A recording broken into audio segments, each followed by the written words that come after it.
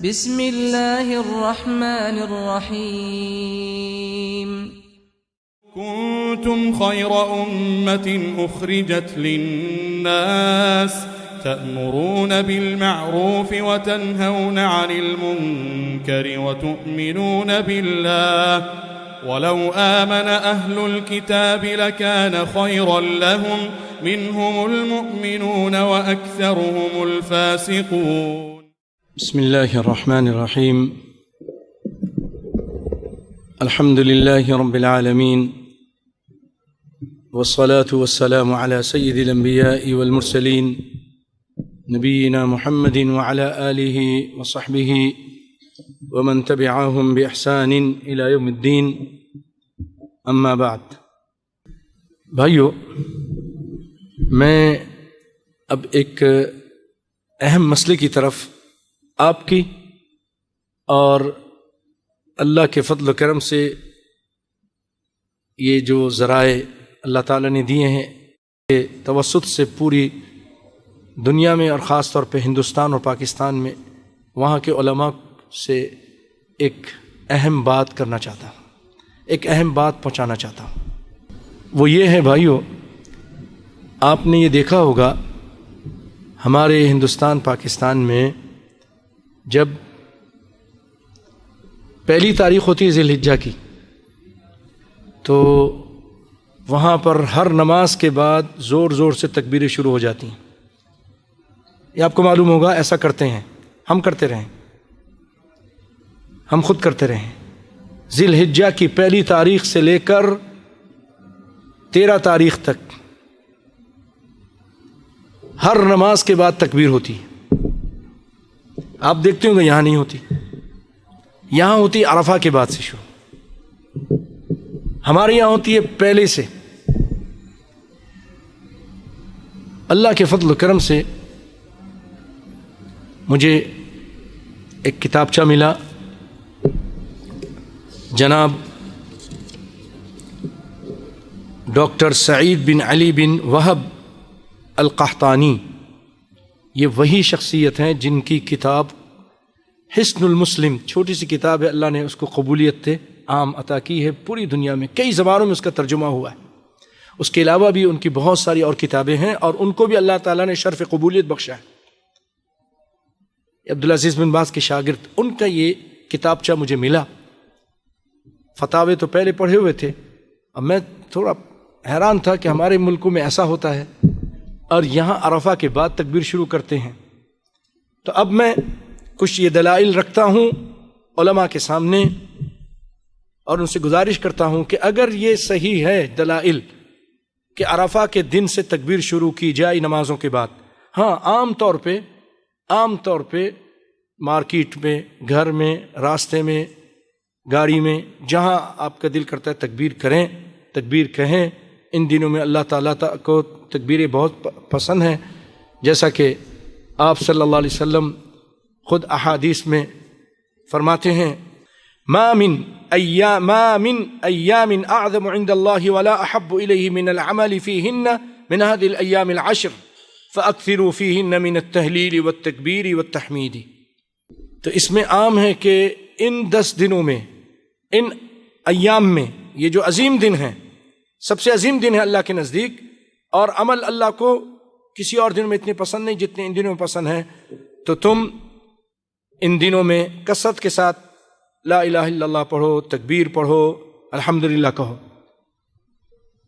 تو عام طور پہ آپ جب چاہیں تکبیر کہہ سکتے ہیں، لیکن نمازوں کے بعد جو تکبیر کہنی ہے وہ عرفہ کے دن سے کہنی ہے، وہ عرفہ کی فجر کی نماز کے بعد سے کہنی ہے. اس کے دلائل کیا ہیں؟ آئیے اس کے دلائل سنتے ہیں کہ عرفہ کے دن فجر کی نماز کے بعد سے وہ تکبیر کہنی ہے، اور اس کو تکبیر مقید کہتے ہیں، اور پہلی تکبیر کو تکبیر مطلق کہتے ہیں. مطلق یعنی عام، لیکن وہ نمازوں کے بعد آپ صلی اللہ علیہ وسلم اور آپ کے صحابہ سے ثابت نہیں ہے. میں نے ایک پاکستان کے ایک عالم دین سے واٹس ایپ پہ گفتگو کی اس سلسلے میں، تو کہنے لگے عام ہے، ہم بھی اب اس کو سمجھ رہے ہیں، اور جب سے ماشاءاللہ یہ رابطہ ہوا ہے تو باتیں تو پتہ چل رہی ہیں، اور بس عام سمجھ کے ہم عام کی وجہ سے ہم نمازوں کے بعد بھی کہتے ہیں، کیونکہ عام ہے کبھی بھی کہہ دو۔ میں نے کہا پھر عام ہے تو نبی صلی اللہ علیہ وسلم اور آپ کے صحابہ کرام سے یہ چیز ثابت ہے کہ ان عام سے آپ نے نمازوں کے بعد عرفہ کے دن سے پہلے تک کہی، اگر ہے تو دکھا دیں، ثابت کر دیں۔ تو وہ دلائل سنیے کیا ہے۔ جیسا کہ سیدنا علی بن ابی طالب جو کہ خلیفہ راشد ہیں، چوتھے خلیفہ ہیں، انہ کان یکبر من صلاة الفجر یوم عرفہ الى صلاة العصر من آخر ایام التشریق، کہ آپ عرفہ کے دن فجر کی نماز کے بعد سے تکبیر شروع کرتے تھے، اور کب تک کرتے تھے؟ آخری تاریخ جو ہوتی تھی ایام تشریق کی، عصر کے بعد تک، عرفہ سے لے کر عرفہ یوم النحر، اس کے بعد 3 دن 5 دن تک یہ تکبیریں ہوتی تھیں۔ یہ سیدنا علی رضی اللہ تعالیٰ عنہ یہ خود ایسا کرتے تھے۔ اس کو ابن ابی شیبہ نے اپنی مصنف میں، حاکم نے، اور اس کو صحیح قرار دیا ہے امام نووی نے اپنی مجموع میں، البانی رحمۃ اللہ علیہ نے ارواء الغلیل میں، اور یہ صحیح ہے۔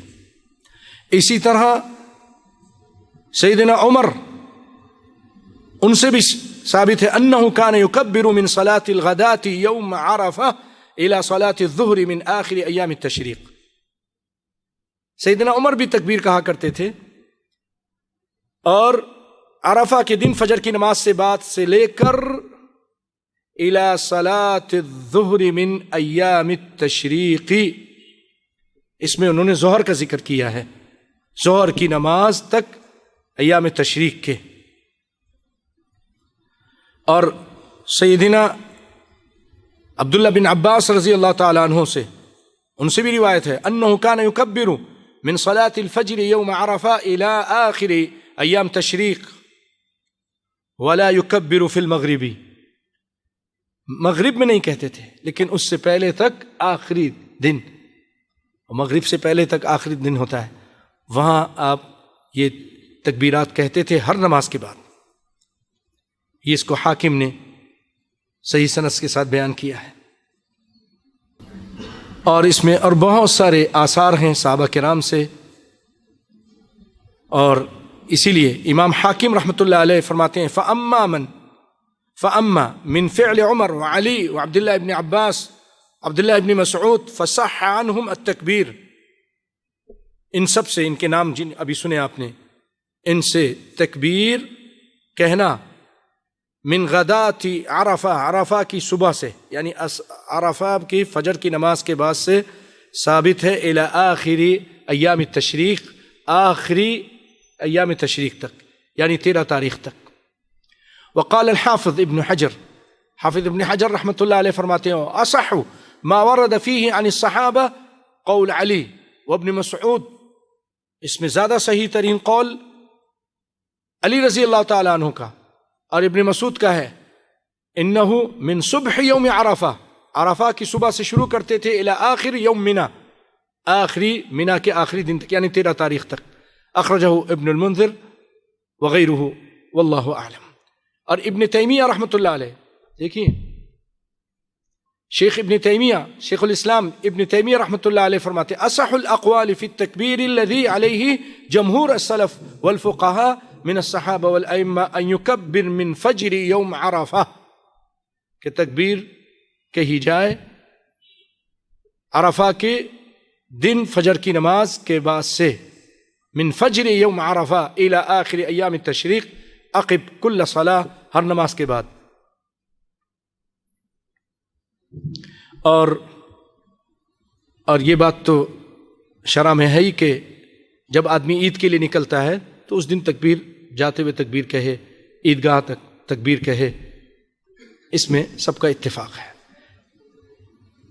اسی لیے اب یہ شیخ جنہوں نے یہ کتابچہ لکھا وہ کہتے ہیں ہمارے شیخ امام عبدالعزیز بن باز رحمۃ اللہ علیہ وہ بھی روایت کرتے ہیں نبی صلی اللہ علیہ وسلم سے اور صحابہ کی جماعت سے، التکبیر فی ادبار الصلوات الخمس، 5 نمازوں کے بعد یہ تکبیرات ہیں، من صلاۃ الفجر یوم عرفہ، عرفہ کے دن فجر کی نماز کے بعد سے۔ کچھ بات سمجھ رہے ہیں نا بھائیوں؟ یہ دلائل ہیں، بڑے ٹھوس دلائل ہیں۔ میں حیران تھا کہ اتنے دلائل کے باوجود پھر یہ کیسے ہو رہا ہے؟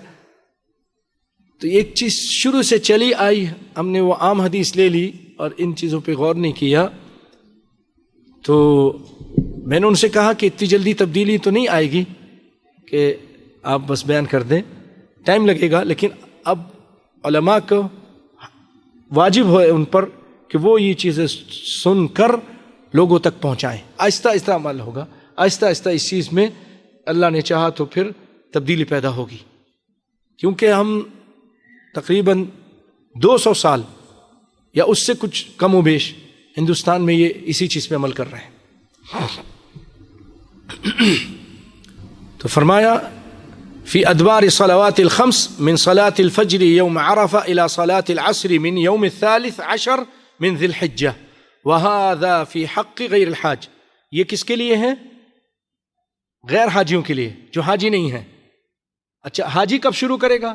اما الحاج، جو حاجی ہے وہ تلبیہ کہے گا، فیشتغل فی حال احرامہ، وہ تلبیہ کہے گا اپنے احرام کی حالت میں، عرفہ کے دن بھی تلبیہ کہے گا، حتی یرمی جمرۃ العقبہ، یہاں تک کہ وہ جمرہ عقبہ جا کے اس کو، جو پہلے دن یوم النحر کے دن، عید کے دن جب جمرہ کو مارتے ہیں، کنکریاں ایک ہی کو مارتے ہیں، تو اس دن جب اس کو مار لے گا، کنکریاں مار لے گا، تو پھر اس کے بعد اب وہ تکبیر کہہ سکتا ہے، ورنہ وہ اس دن تک، یعنی عید کے دن تک وہ تلبیہ کہتا رہے گا، یعنی لبیک اللہم لبیک لبیک لا شریک لک لبیک، وبعد ذلك یشتغل بالتکبیر، پھر اس کے بعد وہ تکبیر شروع کر دے گا، اور جب پہلا پتھر مارتا ہے اس ٹائم بھی وہ کیا کہتا ہے؟ اللہ اکبر، اول حصات من الجمرۃ المذکورہ، وان کبر مع التلبیۃ فلا بأس لقول انس۔ اسی لیے امام ابن قدامہ رحمہ اللہ تعالی وہ کہتے ہیں اما المحرمون فانهم يكبرون من صلاة الظہر، وہ کہتے ہیں جو محرم ہیں یعنی احرام کی حالت میں ہیں، حاجی لوگ ہیں، وہ تکبیر کب سے شروع کریں گے؟ یوم النحر کو، یعنی عید والے دن ظہر کی بات سے شروع کریں گے۔ جب وہ ظہر کی نماز پڑھ لیں گے، وہ جمرہ عقبہ کر کے رمی جمرہ کیا، بال کٹا لیے اور قربانی ہو گئی، اب وہ آتے ہیں اپنے ٹھکانے پر اور وہاں پر وہ نماز پڑھتے ہیں ظہر کی۔ جب بھی اب نماز ظہر کی پڑھیں گے تو اس کے بعد سے تکبیر شروع ہوگی، لیکن غیر حاجی کب سے شروع کرے گا؟ کب سے شروع کرے گا غیر حاجی؟ عرفہ کے دن، کون سی نماز کے بعد؟ فجر کی نماز کے بعد۔ جزاکم اللہ خیرا۔ اور حاجی کب سے شروع کرے گا؟ حاجی کب سے شروع کرے گا؟ کون سے دن؟ عید کے دن سے، عید کے دن یوم النحر کے دن حاجی شروع کرے گا۔ اللہ اکبر۔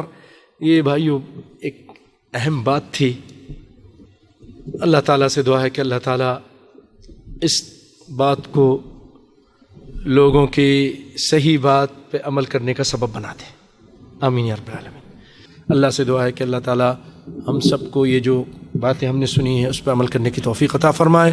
اے اللہ ہمارے گناہوں کو معاف فرما دے، اے رب العالمین ہماری مشکل پریشانی کو دور فرما۔ اللہ تعالیٰ ہر قسم کی بدعت سے ہم کو بچنے کی توفیق عطا فرمائے، اور نبی صلی اللہ علیہ وسلم کی سنتوں کو اپنانے اور اس کو پھیلانے کی توفیق عطا فرمائے۔ اللہ تعالیٰ ہم سب کو قرآن و سنت کو پڑھنے، سمجھنے اور اس پر عمل کرنے کی توفیق عطا فرمائے۔ وآخر دعوانا الحمدللہ رب العالمین، وجزاکم اللہ خیرا، والسلام علیکم ورحمۃ اللہ۔